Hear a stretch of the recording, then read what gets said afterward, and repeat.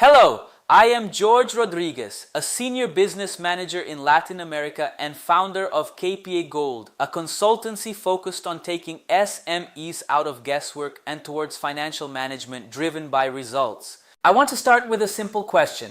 Do you know exactly which customers sustain your company's profit and which ones are destroying your margin? In many companies I work with, especially B2B businesses, I see a pattern. Customers are classified as A, B, C based on revenue, not profitability. The A customer is the one who buys the most. The C customer is the smaller one.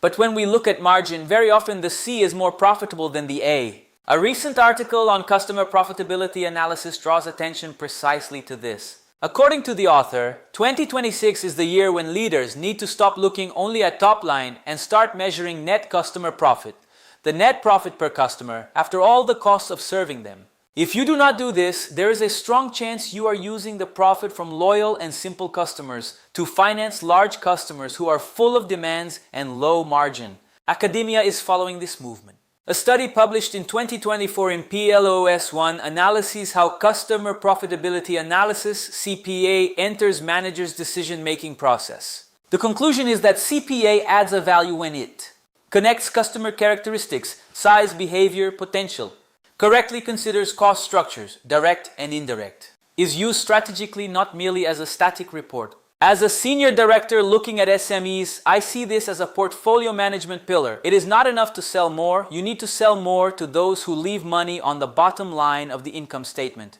Let us organize this reasoning into 4 blocks. První, why looking only at revenue is a trap. Druhý, how to calculate margin by customer in a practical way.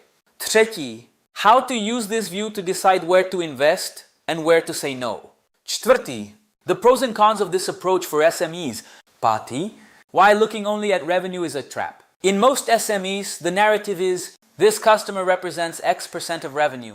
This is our biggest contract. We cannot touch this customer. They are strategic. The problem is that revenue does not pay the bills. Margin does. The 2026 article illustrates this by showing that many retail and services companies treat any big spender as a great customer without considering the cost to serve. In B2B, this translates into customers who ask for special pricing all the time.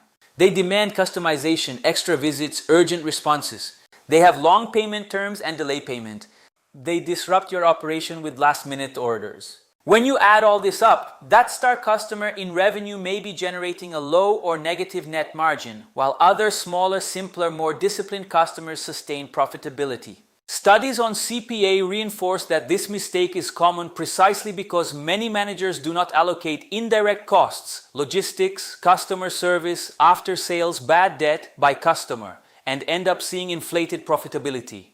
První, how to calculate margin by customer in a practical way.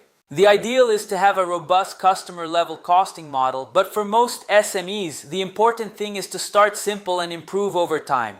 Practical steps. I start with the 20 largest customers. Use your management income statement and revenue reports to list the top 20 customers by revenue over the last 12 months. Vina Solutions +1. B. Calculate gross margin by customer. For each one, estimate revenue, total sales to the customer, direct cost of product or service, cost of goods sold, technical hours cost, inputs. The difference gives you gross margin by customer. Even if you do not have cost per order, you can use an average by product/service line. E. Estimate the cost to serve. This is where the difference lies. For each customer, assess number of sales visits and dedicated service hours, level of customization, specific developments, integrations, special reports, frequency of urgencies and unplanned orders, payment profile, average term, delays, renegotiations, collections, logistics, extra freight, split deliveries, special trips. You do not need absolute precision at first. You can start with relative scores, low, medium, high cost to serve, and over time, approximate financial values using hours times hourly cost, number of deliveries, bad debt history, and so on. D. Reach net margin by customer. Approximate net margin per customer approximately equals gross margin minus cost to serve, estimated. This allows you to classify each customer as high margin, low cost to serve, stars. Medium margin, medium cost to serve, yet neutrals. Low or negative margin, high cost to serve, value destroyers. This view, even with approximations, already changes conversations about pricing, discounts, and service level. První, how to use this view to decide where to invest and where to say no. Once you can see margin by customer, the question stops being only how do we grow revenue and becomes how do we grow total margin. Some levers: review the terms of value-destroying customers, adjust prices, reduce discounts, renegotiate terms, simplify scope, limit urgencies. In some cases, it may make sense to discontinue a customer that systematically consumes margin and capacity without return. Invest more in star customers, offer joint projects, cross-sell, increase wallet share, give more managerial attention. These are the customers who deserve more visits, more customization, and more retention effort. Adjust your commercial strategy. Stop chasing any large customer just for the ego of the volume and start looking for profiles that combine good ticket size, good margin, and healthy cost to serve. B2B performance reports show that companies that adapt their strategy by region and customer profile rather than treating everything the same can achieve up to 28% more wallet share and 35% higher retention. That only happens when you clearly see who is worth what. První, the pros and cons of this approach for SMEs. Pros: you gain professional portfolio management based on facts rather than impressions. The allocation of the sales team's time improves. More effort goes to those who contribute most to profit.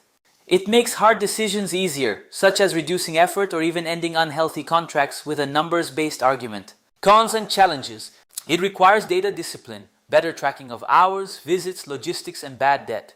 It can generate internal resistance, especially around long-standing, beloved customers who are in practice not profitable. It requires the model to evolve over time, refining estimates until you reach a more robust customer-level costing system. But in my view, the greatest risk is continuing without knowing. In competitive markets, the business that does not know where it makes and loses money by customer tends to work hard, grow revenue, and still struggle with profit. I am George Rodriguez, a senior business manager in Latin America, and at kPaGold, our mission is precisely to help SME owners make this shift from volume at any cost to a profitable and sustainable customer portfolio with decisions based on margin, not just revenue.